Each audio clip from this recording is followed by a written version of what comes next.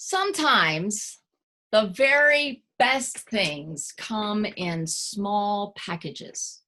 Sometimes the things that change the world are not big and flashy, proud and obviously powerful, but humble and insignificant, like a mustard seed or leaven. Like the boy born to black sharecroppers outside a town you probably never heard of, who went on to become one of the most eminent and respected moral and political leaders of our time. John Robert Lewis began his life in a sharecropper family outside Troy, Alabama, a backwater town in a backwater county in the deep South. He was born a nobody, according to the calculus of the world. But in God's calculus, he was a somebody. He was one of the people and forces that New Testament scholar Joy Moore calls the invincible invisible. The invincible invisible. How did a sharecropper's son become one of the greatest civil rights leaders of our time and one of the most respected congresspersons our nation has seen? He had help. Maybe it all started with the chickens. You might have heard this story, but at the age of 5, he tells folks, or he has told folks when he was still with us, that he felt God's call to preach. And he started preaching right there in his backyard to the chickens on his parents' farm. And by the time he was ready for college, God had given him such a spirit of courage that he actually dared to apply to the local white college, which of course promptly rejected him. When he heard about Dr. Martin Luther King Jr.'s work in Montgomery, Alabama, he decided to write to him about this injustice which had been done to him, and he earned himself a bus ticket to meet Dr. King in return. And that's how two of the great civil rights leaders of our time got connected. There's one more testimony to the wisdom of Martin Luther King. He recognized a mustard seed when he saw one, and he was wise enough to water it and nurture it and help it grow. With Dr. King, Congressman Lewis went on to help so many other nobodies in the eyes of their society be the invincible, invisible force that would change their world. The civil rights revolution that King and Lewis and Parks and so many others led was radical in the eyes of many at that time. And of course, depending on who you were talking to, it was radical good or radical bad. In a recent blog post, Reverend Cameron Trimble talked about the meaning of the word radical, and I wanted to share that with you.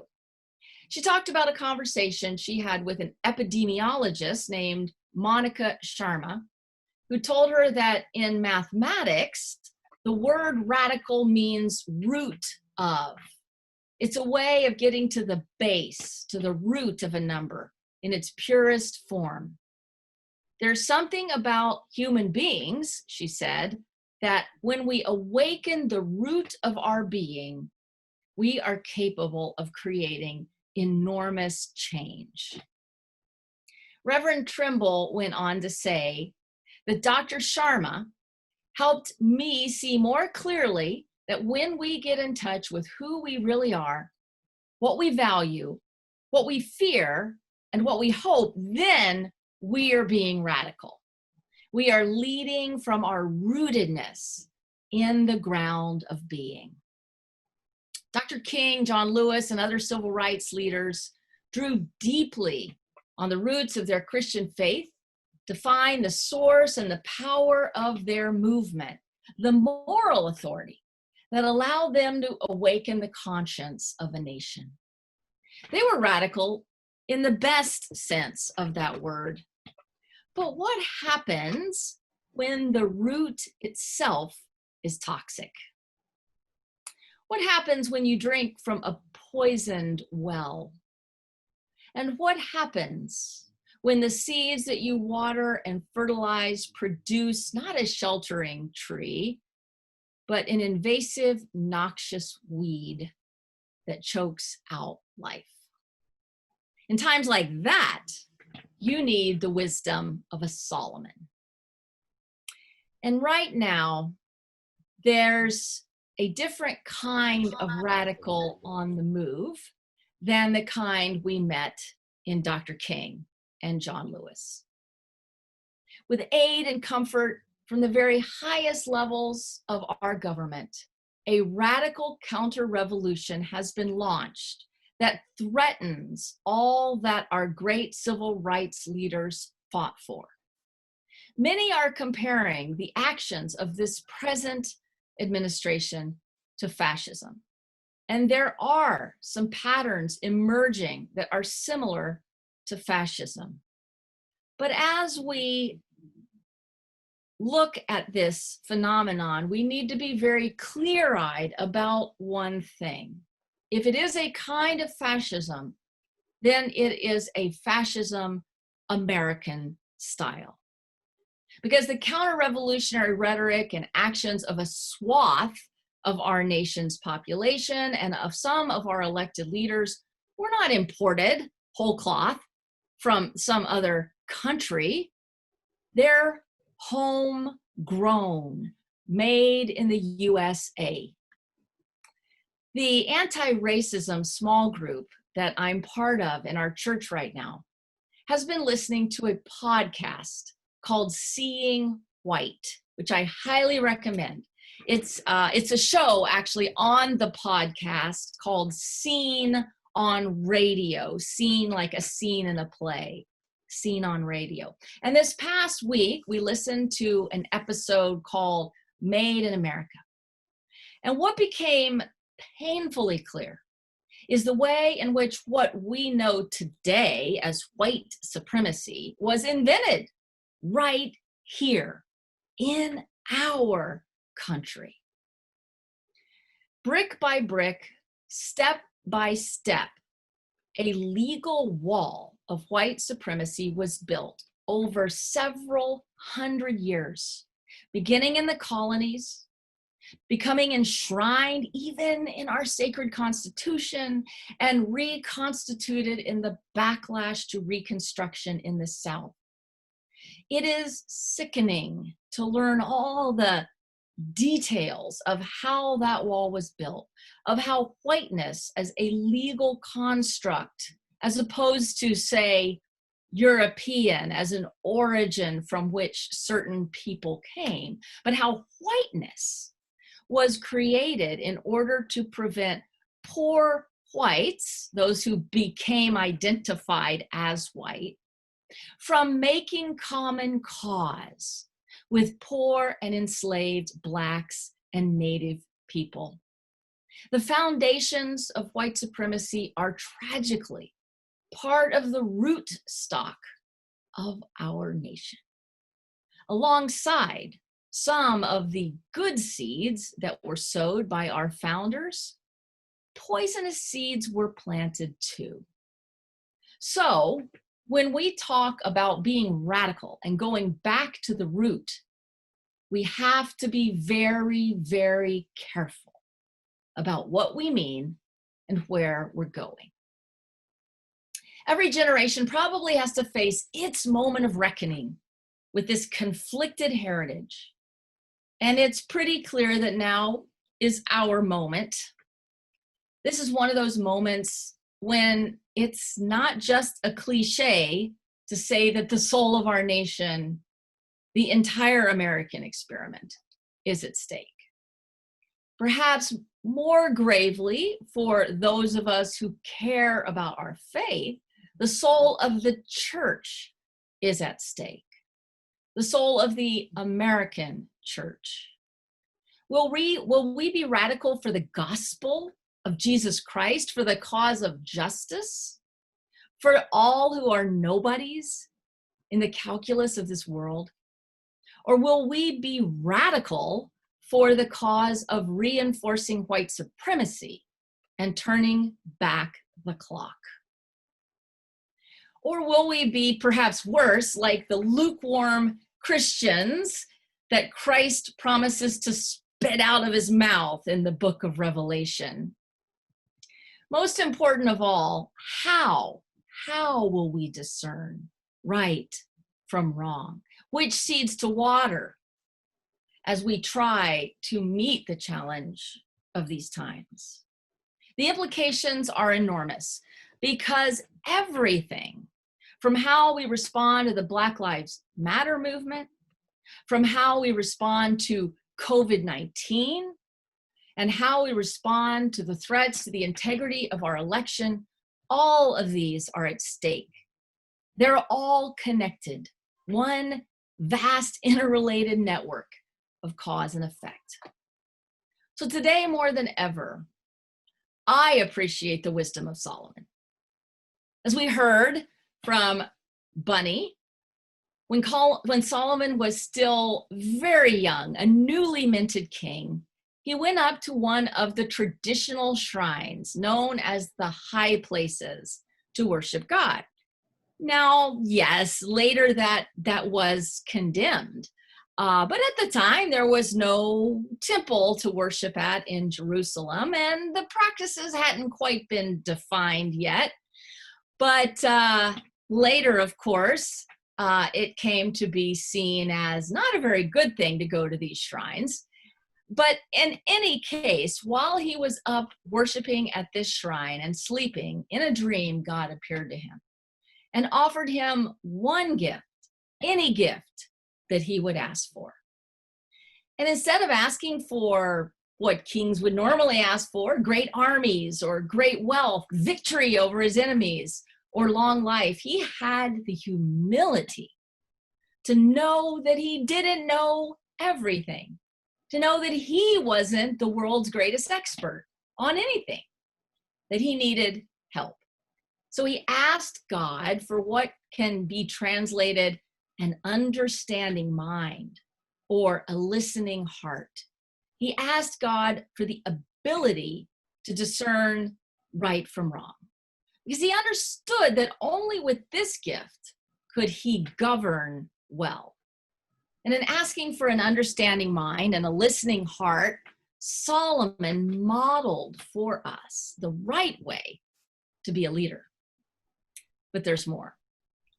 Hebrew Bible scholar Rolf Jacobson breaks open this story by explaining that the phrase in verse 11, which is understanding, that God granted Solomon understanding to discern what is right. That if you translate that literally in Hebrew, it means to hear justice. This is what God says to Solomon. Because you have asked for the ability to hear justice, I give you a wise and discerning mind. That's powerful, to hear justice. But this gift should have come with a disclaimer, because as Jacobson says, it's really painful to hear justice, to hear people's stories of victimization. It's uncomfortable, and most people would like to skip over the really horrible parts of their history. And to be honest, Solomon wasn't always up to the job either. There were plenty of times when in the future he failed to hear and do justice, which just goes to show how we always have to keep listening and never assume we've got it all figured out. Well, I know that we as individuals and as a congregation are doing our best to be radical in the good way, to go back to the roots and the springs of our faith and our democracy, and to push forward the cause of justice and peace in our world. But we really need to take to heart the prayer embedded in our first hymn this morning. Grant us wisdom, grant us courage for the living of these days. Because discerning what is right, hearing justice is not easy right now. Across our nation and right here in Portland, federal authorities are cracking down on protests and violating civil rights. Across our nation and right here, 95% or more of the protesters are peaceful. But some are using more violent means to get their point across. The violence of these few protesters pales in comparison to the violence of the police and the federal authorities, to the point that some feel passionately that it shouldn't even be called out necessarily as violence. And yet, not all that is happening on our streets is in the spirit of Jesus or of Martin Luther King Jr. or John Lewis. Not all is being done in the name of love. Not all is being done in the true spirit and with the true goal of Black Lives Matter. It's not a failure of solidarity with the protesters to distinguish between what we want to support and what we want to caution against as we fight for the rights of people of color in our nation, as we fight for our democracy. It is to be expected that other motivations get mixed in, that other seed is mixed in with the good seed. Passions are high and people are angry. But as the church, we have a responsibility to model a more sacrificial and difficult way of being radical, one that is willing to take a blow without laying a blow, even to our enemies. As Dr. King taught, only if our means match our ends can we truly build the beloved community. At the same time, we're called to support peaceful protests against unjust power with all the strength we can muster. Threading this needle is an almost impossible task. It would be impossible if it were not for this, that when we have the humility to remain open-hearted, the Spirit will give us the ears to hear justice, the ears to discern right from wrong.